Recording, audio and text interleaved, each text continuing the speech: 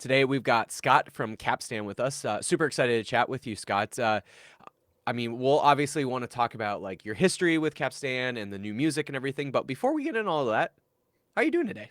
How's life? I'm doing good. Just expecting a newborn any day. So Whoa, hey, Heck there we yeah. go. the absolute chaos that comes along with all that. So yeah, but other than Is that, I'm just chilling. is the room that you're in right now, is that going to be the nursery?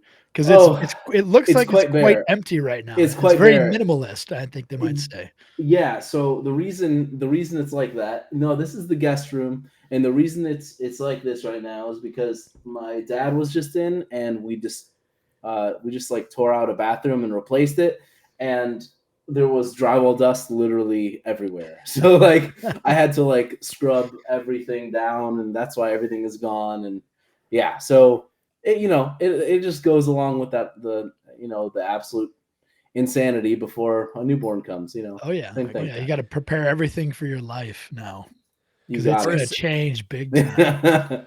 for a second, I Yeah. thought that bed in the back of you was like actually like that was bedding. And for a second, I'm like, that nobody is able to make that kind of bedding in a housework other than like professional bed making people. But then I'm like realizing it's just like a really nice, like soft looking mattress, right? It's exactly. It's like those as memory foam. It's nice, yeah. But I don't know if you guys saw. There's some dude on like TikTok that like he like like what is that? Like steam irons his sheets every morning. It's like Oh, yes, I did see Every this. morning? it's like Patrick Bateman shit. Like it's Yeah, crazy. it looks, it's like only like a serial killer would do that, right? Yeah, yeah, oh, yes, I yeah, got to get his business card. for real. I did see that, but well, enough bed making talk. Let's talk about just kind of like your own history with music and then eventually getting into Capstan. But yeah, how did you get into music? How did you start playing instruments? And yeah, what was the impetus for all of that? Yeah, totally, totally. So I kind of my family, they're all on my dad's side are all musicians. I have like I don't know, seven uncles. I lose track sometimes. Then they all play music, and then my dad played drums. So I was like around drums and around shows from a really young age. Um, and then as I kind of grew up, I kind of discovered like scene music and like Warped Tour, um, that whole vein of music, whatever it is, and then I started to get into like death metal, started playing death metal bands and playing drums in death metal bands.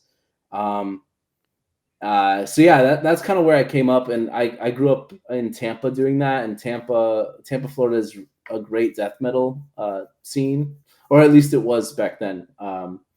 So then I moved over to Orlando for college, and I met the guys. I met some of the guys in Capstan, and we kind of just started then. And they were into pop punk. I was into metal, so it probably kind of explains how the way we sound now.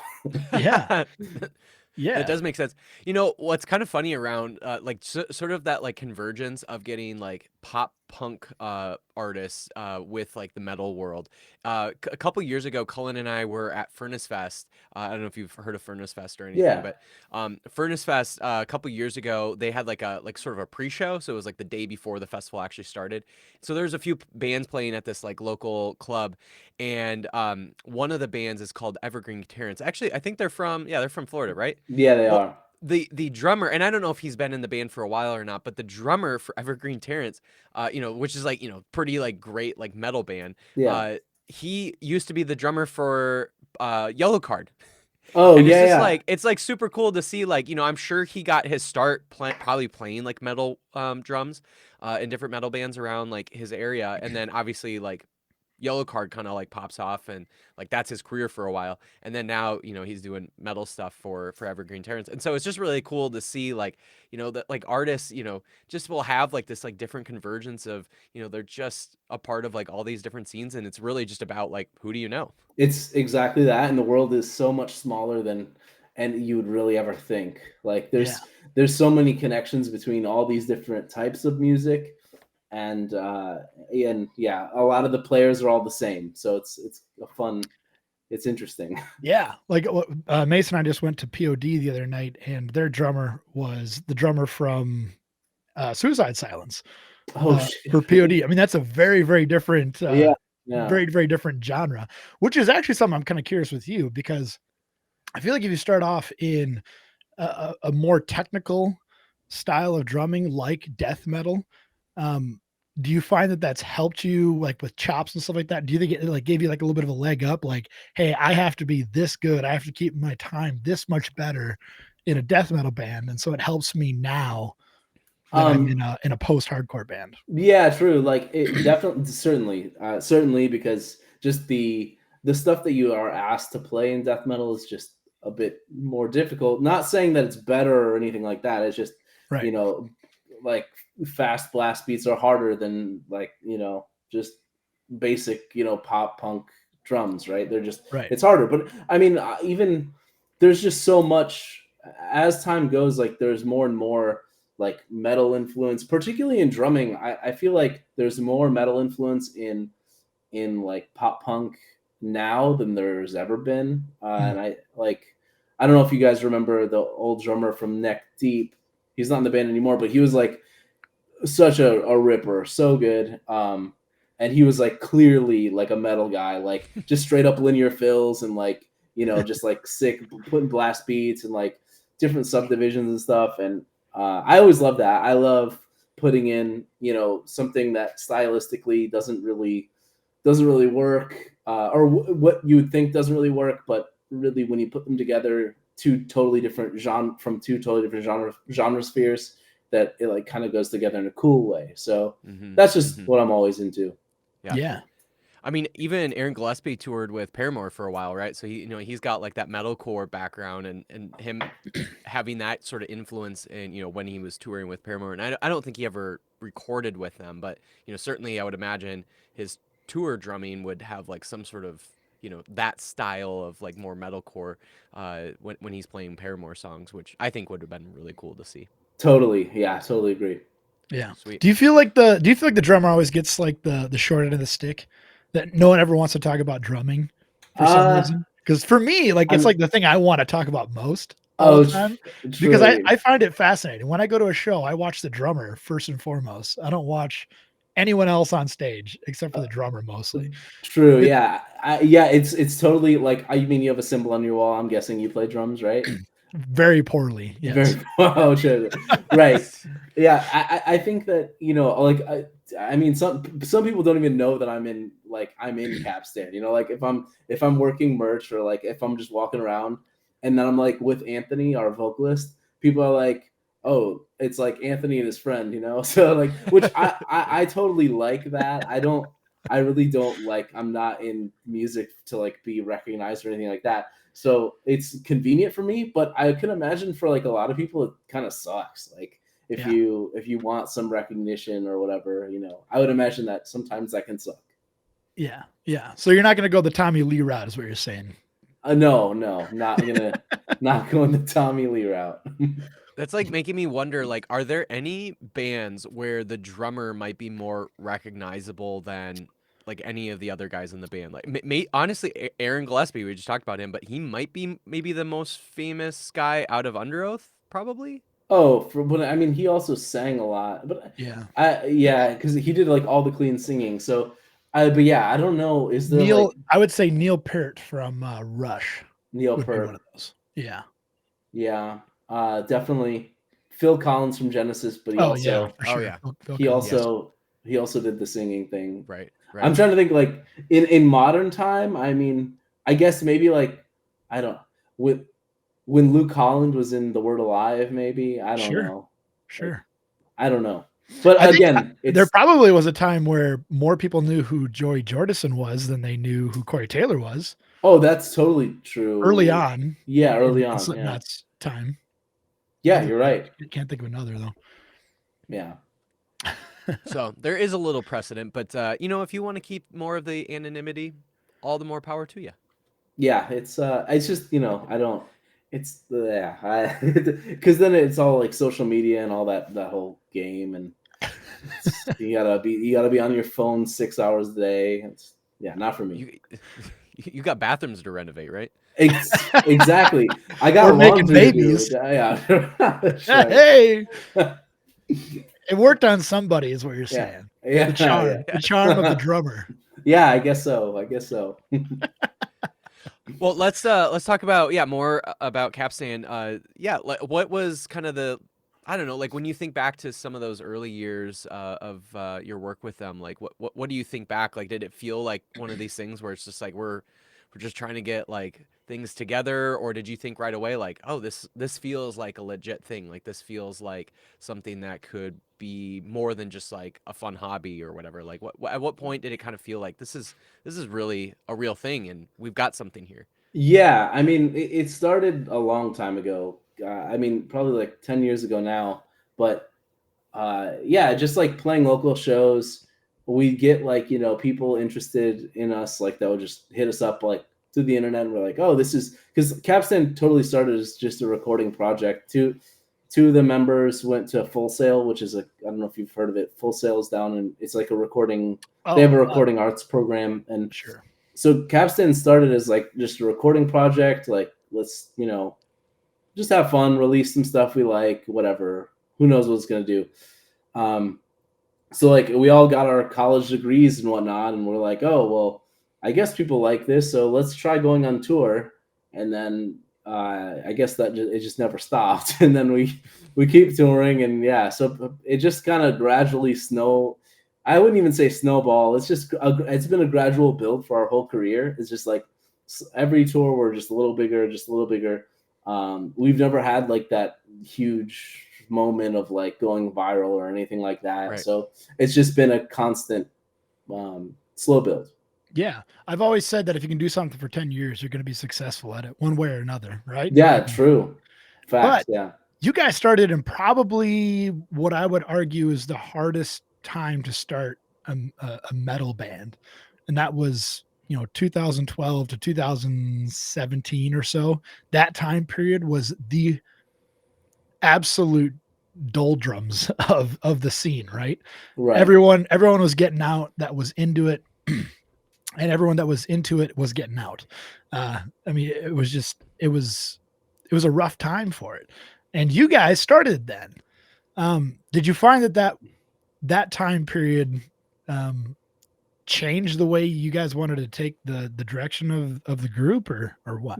No. I think for us, it's always just been about creating something that we've never really approached it from like a people like this type of thing. So let's do this type of thing to make.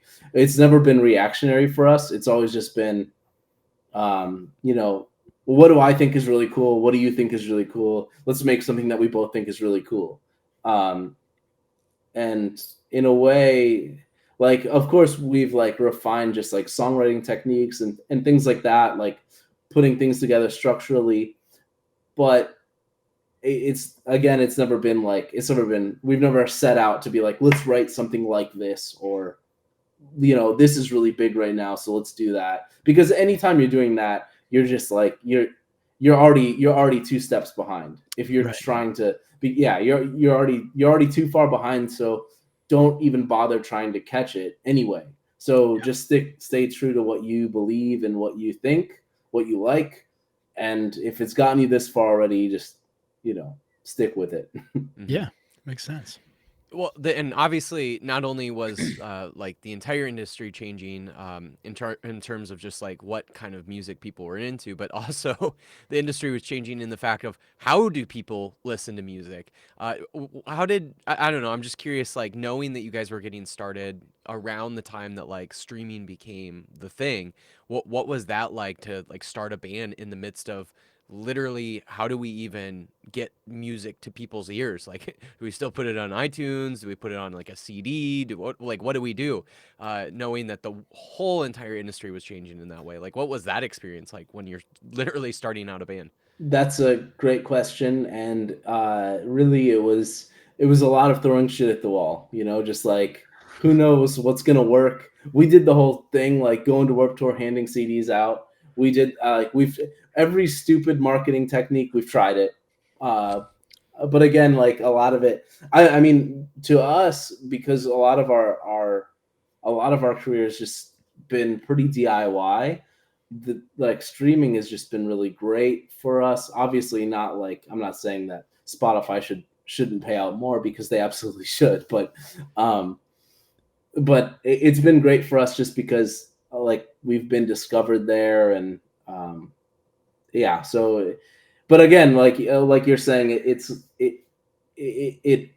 the move toward digital streaming, no one knew how it was gonna be. Like how do you sell records? How do you recoup an album budget from this, like in that way? And I think, I mean, it's just the way the world is, and the world's just, that's why budgets are getting smaller, and recording is becoming cheaper, and all these huge drastic changes in the music industry, like it just compared to 10 years ago. But yeah, sorry, that was a little long-winded way of talking about that, but it's No, yeah, makes sense to us. I mean, it's such a challenging industry the way it is. I'm curious how you're renovating your bathroom right now, personally. Oh yeah, it's well, most of it's done. I did some mosaic tile flooring, you know, What I unironically. mean by that is how like what do you do to make money for that? Oh Because I no, mean, streaming probably isn't going to pay for that, right? oh no, I mean, yeah, we get I mean, we do okay. I mean, it's not like, it should be more for the amount of streams that any band gets. You know what I Right. mean? That's what I'm talking about. Yeah. It's because, yeah, but like there's so many other revenue streams. Like there are other revenue streams, obviously, like merch, all these things. Like Right. it's such a multifaceted game now. It's not about like, in the 70s you could just go into a studio and make a record. Now you have to be like, how do I geo-target my merch sales? It's like I just know to play drums, dude. Like I've had to figure out how to market my little business. Like it's insane, but it's all great. Like, but yeah, it's Is one of those revenue streams for you being a Greg Puciato impersonator? damn. No, do I sound like him or something? You Do, look do you like it, not? man. I think Yeah. you look exactly like him, especially from like 2012. Damn, really? That's sick. Yes. That guy's Especially jacked. if you had a little bit of a mullet. If you had just a small little mullet going on, I think you look exactly like him. Damn. All right. Cullen, do Yeah. you not see this right now? Do you not think he kind of looks like Greg Puciato? Yeah, I can kind of see it. I've never gotten that one before. Really? No, never. I'm actually really surprised, because I'm like, you could probably actually make money doing this. I mean, I don't know how. I mean, he's not like that famous where you could just be like, like an Elvis impersonator kind of thing. He's not that famous as Elvis, but still, like, Who knows? Maybe when scene kids are old and have a lot more money, maybe then they'd be like, come to the Dillinger Escape Plan cosplay event. Yeah. Like they got it sold out in Vegas. You just got to get a nose ring, and you have to plunge that V-neck a little bit, Oh, There you true. go. Yeah. and then you're I in. got to show off those pecs. Yeah. Well, I got to hit the gym a lot more if I'm trying to do that. Love it. Well, let's talk about the new album. Again, you guys have released a number of music over the last number of years, but yeah, was there anything in this album in particular, maybe sound-wise, where you're like, oh, we're gonna try like something a little different? Like, obviously, you don't want to like drastically go from like pop punk to like just a straight up like, I don't know, hip hop album. But I would imagine like from each album, you're trying to explore something a little different, do something a little different. What was the kind of maybe new thing you were trying to do in this album that you guys haven't really explored before? Yeah, that's a great question too. I think from a philosophical standpoint, I would say that we kind of would separate our last album before this one. We did like it was more focused on like let's make the album more cohesive, and like and obviously that one has some weird songs on it too. But after that, we were like, okay, we know how to write like. We know how to do 3 chorus songs, and like obviously like the bread and butter of songwriters, like having a solid chord progression, 3, and then structuring songs in a particular way. This time, and which is quite distinctly different than like our first album on Fearless Records called Restless Heart Keep Running. That one's more like an experimental post-hardcore record, kind of doing whatever we want and mixing genres within songs. So with this record, we kind of wanted to go back to that like genre mixing type thing, but we wanted to do it where it wasn't mixing within songs, but within songs, but at like songs could be mixed, or like, how can I say that? Track by track. Yeah, track by track, exactly. So like, it wouldn't be a deathcore song and a pop song in one, but they could be back to back.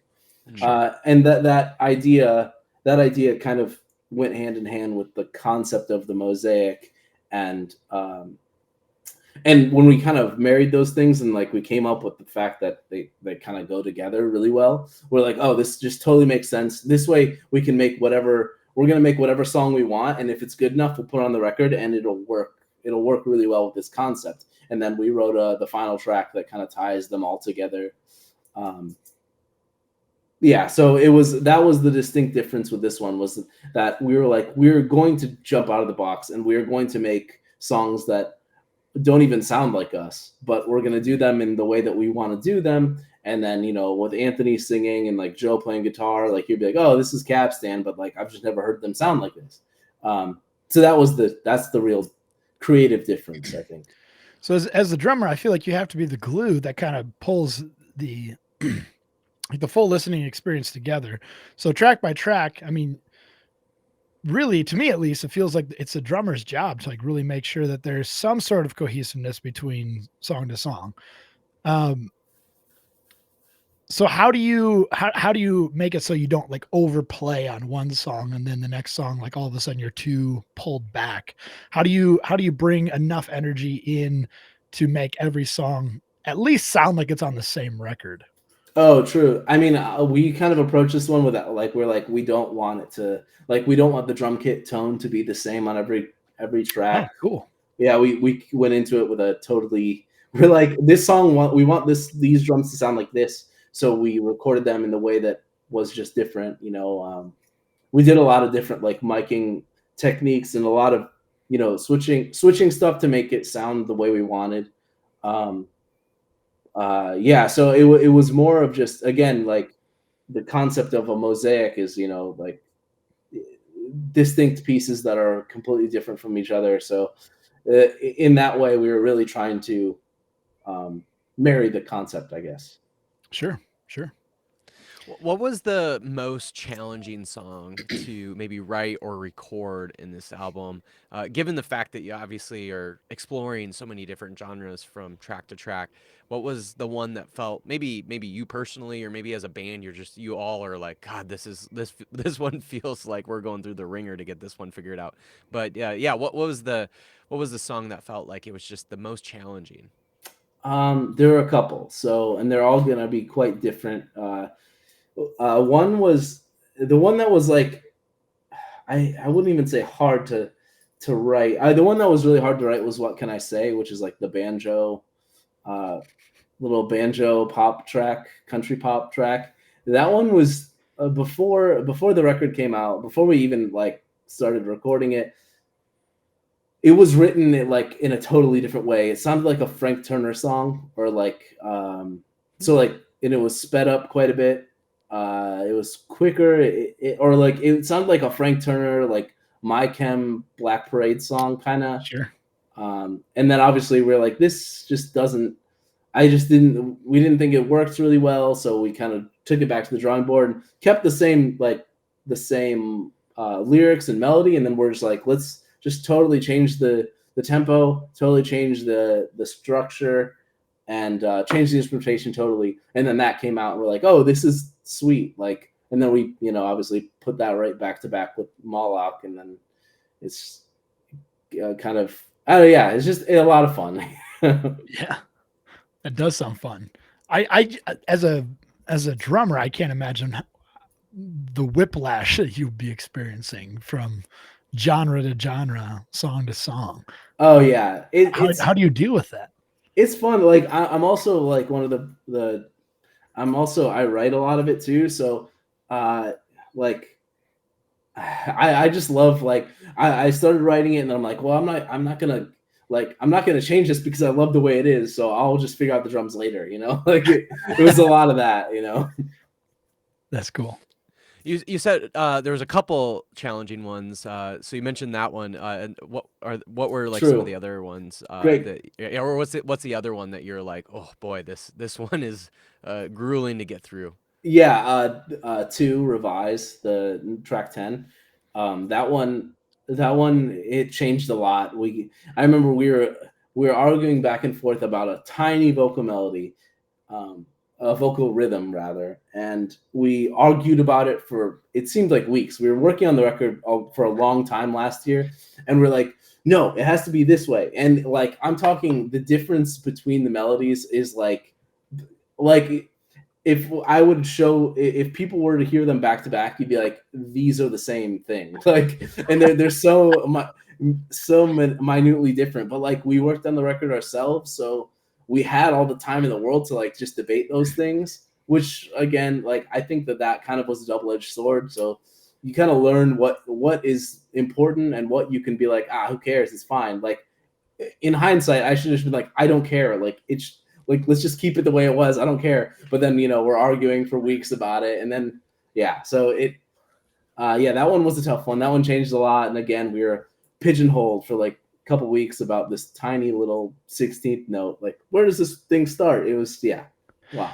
So, would you say that you or anyone else in the band is a perfectionist I based off think those kind of arguments? yeah, I think I mean, yeah, I don't even know if it's perfection. I wouldn't even call it being a perfectionist. I think it's more of just like you get married to something in your head and you're Mm, like it has to sound like if you spend a really long time thinking about something and then it's not exactly the way you imagined it would come out.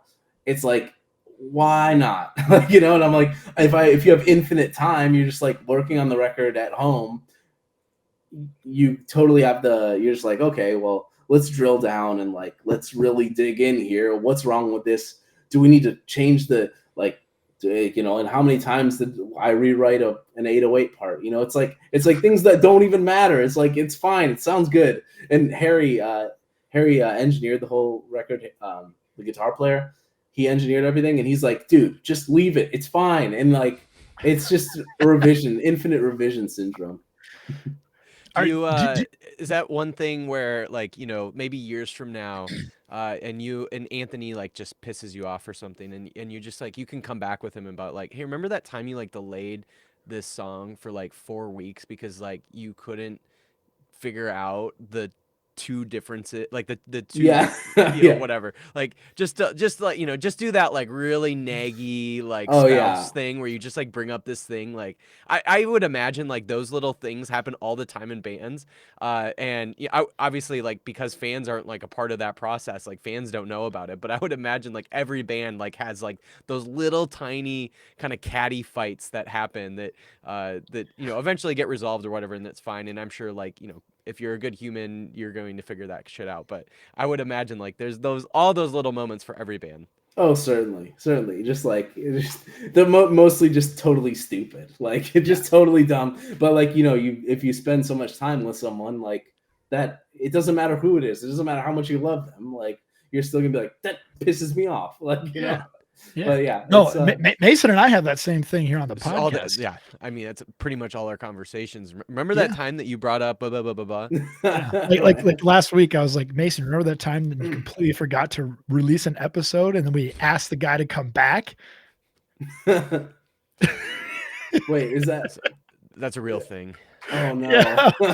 Yeah. We recorded an episode and we forgot to release it altogether. And I was like in the midst of like getting a new computer, so like somehow that that old file of that episode just like did Oh, not make it to the new computer. So it's gone forever. oh no. Yeah. Yeah. So And yeah, then that's our like guest that's thought one that, of our marriage fights. It's one of yeah, many of our our marriage fights. our Yeah. guest thought that we were mad at him or something like that.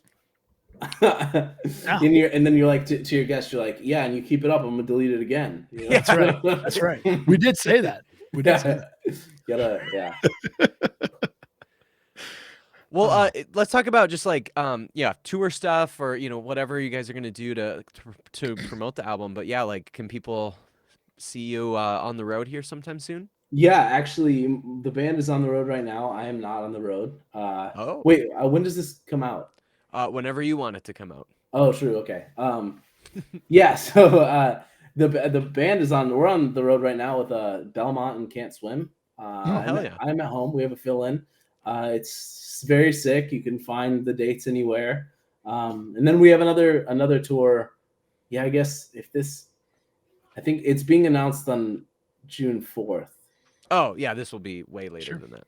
Oh, cool. Then yeah, we're actually going out with Crown the Empire as well. So Oh, Hell nice. yeah. yeah, Nice. Nice. So are you going to be on that tour at all? I will be on that one.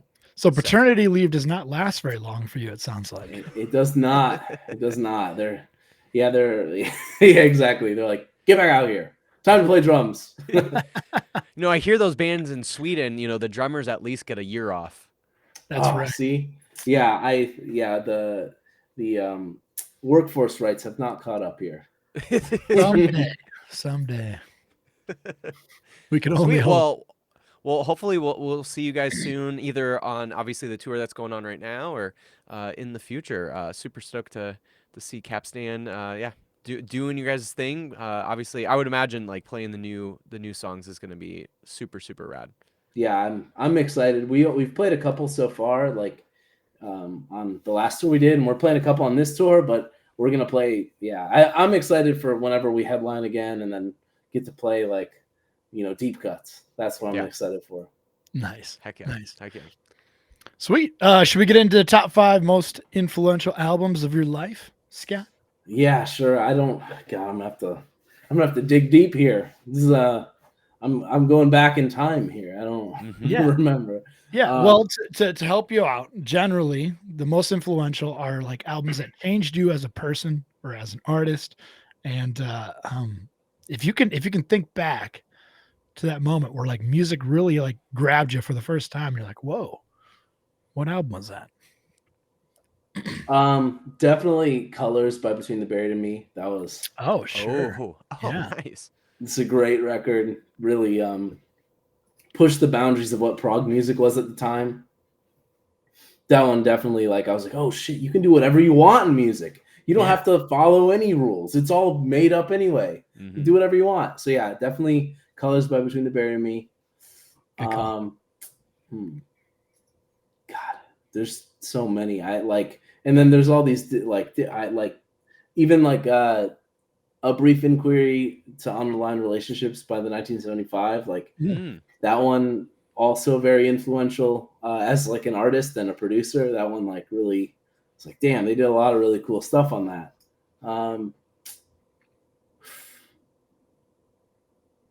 There's just so many. I don't know. I really like, dude, 5 records. Yeah. Well, hey, you know what? You're having a child here soon. Maybe there was a consummating album. Jesus Christ. Damn, yeah. Fuck. Yeah. Yeah, you were. You definitely were. Yeah, some Boys to Men for yeah. Right? Hey! There we go. Classics. Yeah, it's definitely classic stuff. Boys Yeah, to men to dads. yeah, right. That's what. Exactly. But yeah, I don't know, man. There's so many good records over the years. But yeah, I'd say like that. Oh, I don't know. So some that like really, ooh, as a musician, give me Anne Boleyn, Never Take Friendship Oh. Personal. That's a good Wow. one. Oh God. I That wouldn't album have guessed is that from you. fantastic. Yeah, so good. That one's great. I beat the hell out of that one. I listened to it so much. Wasn't yeah. I think their drummer? It wasn't for Never Take Friendship Personal because I think that was their second album. But the first album, I think when they recorded that, their drummer was like 16 years old or something. Checks I think out. his name is Nathan, right? But he was like so young when and so Never Take Friendship Personal was probably like a couple years later. So I mean, I bet he was like still almost like maybe in high school or just graduated high school, and they're still like they're making that kind of album. It's just like nuts how young he was playing, making like this incredible music with Amberlin. Such a dynamic drummer. Definitely had so much control over volume and man, beat the drums harder than just about anyone, and then was able to soften it up and make a a nice, beautiful sound too. It's just it's incredible. Yeah, I just those two records really. The first one too is really excellent. But yeah, they're a great band. They've been doing it forever, and they're still doing it really well. I get. I also loved one that really super influential to me was I don't know if you ever listened to it. "Forget and Not Slow Down" by Reliant K. Oh, Mhm. of course. That Of We're record, big course. Lion K fans. it Yeah. is such a slept on record though. Like that Yeah. one, people are like they it's like lost in the shadows of the Yeah. one right before it, Four Scores Yeah, five or score and seven five. years. Yeah. It's like lost in the shadow of that one, and it like Forget Not Slow Down is such a banger record. Like, Hmm. oh, so good. I definitely like it more than in five score, but I will say that is like by far my favorite Reliant K album. But Never Forget, or Forget Not Slow Down is gotta be number 2 for me. It's so good, and is really great too. Like I was just re-listening to some of that record, like I don't know, 6 months ago, and some of the stuff they were doing on it is like really cool. Like I'm like, damn, I don't even remember it being like some of it's like oddly proggy and like, wow, that's an interesting choice. Like, yeah, what it was a single, but not a big one. Hatchet. What was it called? Do you know what I'm talking about? Offer Forget Not Slow Down. No, no. Barry. Yeah. Okay. Yeah. It was like which of us? I always forget the band Yeah, the names, but yeah, that one like goes really heavy in the chorus if I remember right. it does. Yeah. And I was like, yeah. Wait, which to bury us or the Hatchet? Yeah, that's what it's called. Yes. Yep. That one. And dude, I was re-listening to it like 6 months ago, and I was like, this is so interesting. Like this band is so good. But I'm big Reliant K fan. That record definitely switched it up. Do you have like another? I'm trying to think if that was like 4. Do you have It one was more? 4. All right, for the last record, I'm gonna go Dog Problems by The Format. Oh, I don't know if I've Yeah. really listened much to the format. Like I know the name, but I don't Oh, know if I've dude. I don't know if I I've mean, listened to them at all. it's super old, so like it came out in the mid 2000s. But Dog Problems, it's also like it's a pop, very poppy, but just interesting. And they have like full horn section, full string section, super really cool production. Huh. I don't know if you know like that guy Nate Roos. Yeah, wasn't he He's like a like in Fun? yeah. Yeah. He was in The Format before that. Oh, okay. Cool. I Yeah, didn't realize that. yeah, Huh. And he's got like such a great sense of like that sort of pop sensibility. Like he just is and there are a lot of artists out there in the world that like really have that kind of pop sensibility figured out, or of just like knowing how to make something an earworm, and certainly he's one of those people. totally. And then I got one more. It's the honorable mention. Sorry, Let's hear I it. didn't give you enough metal, so I got to go Nocturnal by the Black Dahlia Murder. Oh, yes. It's a banger record. Colin, I don't know if we can hear you still. Yeah, I can't. Damn. I don't know what happened to his microphone. Isn't Black Dahlia Murder? They don't. Oh God, didn't one of their guitarists get into like Glass Cloud? Wasn't he like in Where's No, the that. name? Do you know what I'm No, talking about? but I'm not sure. No, I No, don't. yeah, you're correct. Yeah, Black Dahlia Murder, their guitarist. But who was that guy from Glass Cloud that was like super? Um, God, what was his name? Anyway, he Glass was like Cloud. such a incredible. Yeah, they were kind of like a short-lived prog metalcore band. Um, God, what was his name? Tony, nice. Anyway, Joshua Travis. He was in Tony Danza Trap Dance Extravaganza, if you know them. Yeah, I remember them. Yeah, I think they're That's still right. touring, which is really sick. Yeah, yeah, and then I think he was in Imur too as well. Oh, damn. Yeah. So anyway, but like a lot of the sort of like prog metal stuff is just like the technicality of some of those, both from like the drummers and then obviously the guitarist is just like next level. For sure. And like that's kind of why I fell in love with it is like I love technical music, but like I love pop and at least now all that's I don't have anything between it. Like I either want to listen to like death metal or like super heavy stuff or I want to listen to like Ariana Grande. Like there's Right. no middle ground anymore. Yep, I get that. I get that. Sweet. Well, what do you want to plug, Scott? Obviously, new album tour going on right now. A new tour going to be coming up here soon. Yeah. What all else do you want to announce? Yeah, we released a new record called The Mosaic. It came out May 24th. It is out everywhere, all streaming platforms. There's 18 songs, double record. It is very long, but rewarding, I hope. So yeah, check that out anywhere you can. Yeah, that's it. Sick. And then coming to a city near you, right? Yeah, yeah. If not, yeah, but yes, coming to a city near you at least at some point. Just go to our website, check out our dates. We are touring. Love it. Love it. Yeah. Sick. Anything else you'd like to plug? Yeah, there's there's a new thing. I'm a drummer, right? So Mm-hmm. it's they're Neuralink adjacent. I don't know if you've heard of this. Have you heard about this?